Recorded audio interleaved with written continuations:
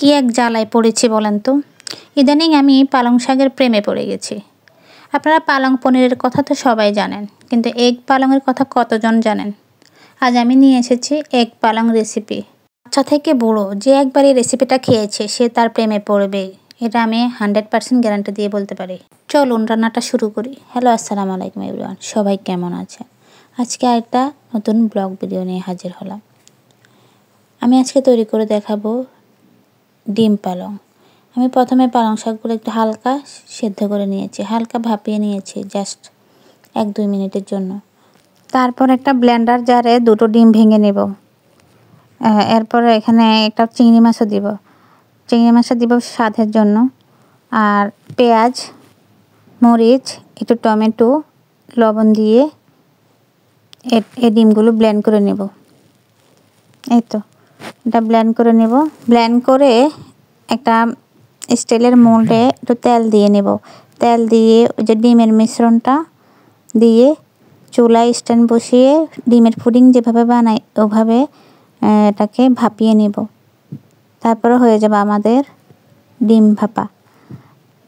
আপনারা চাইলে এটাতে 4টা ডিম দিয়েও করতে পারেন, আমি 2টো ডিম দিয়ে করেছি। এইদিকে ডিম ভাপা হতে হতে আমি পালং শাকগুলোকে ব্লেন্ড করে নেব। সিদ্ধ পালং শাকগুলো এখানে একটু ব্লেন্ড করে নিচ্ছি।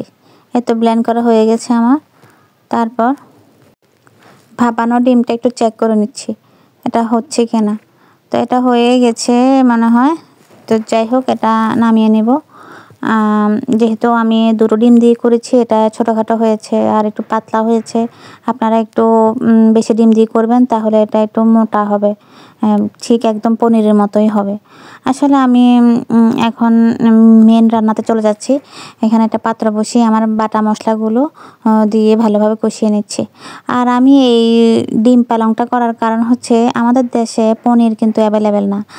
বিশ্বের যে কোনো দেশে পনির অ্যাভেলেবেল পাওয়া যায়, বিশেষ করে ইন্ডিয়াতে, কিন্তু আমাদের বাংলাদেশে অতটা অ্যাভেলেবেল না। তো যাই হোক, আমি তাই সবাই চাইলেই পনিরটা হাতের কাছে পাবে না, তাই আমি এটা ডিম দিয়েই করছি রান্নাটা। তো যাই হোক, আমি রান্নাটা বসিয়ে দিয়েছি।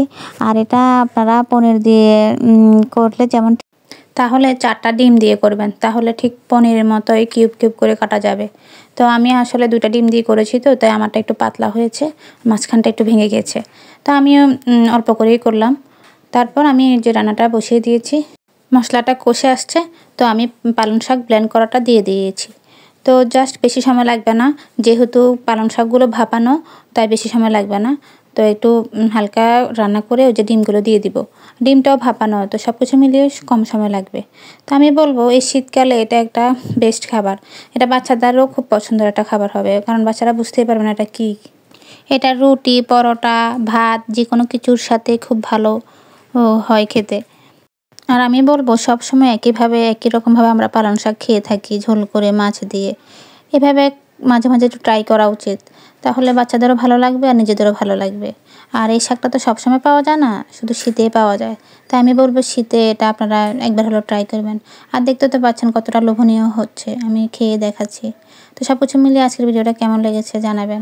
তো আজ এই পর্যন্তই, ভালো থাকবেন। পরের কোনো ভিডিওতে আবার দেখা হবে ইনশাল্লাহ। সে পর্যন্ত ভালো থাকবেন।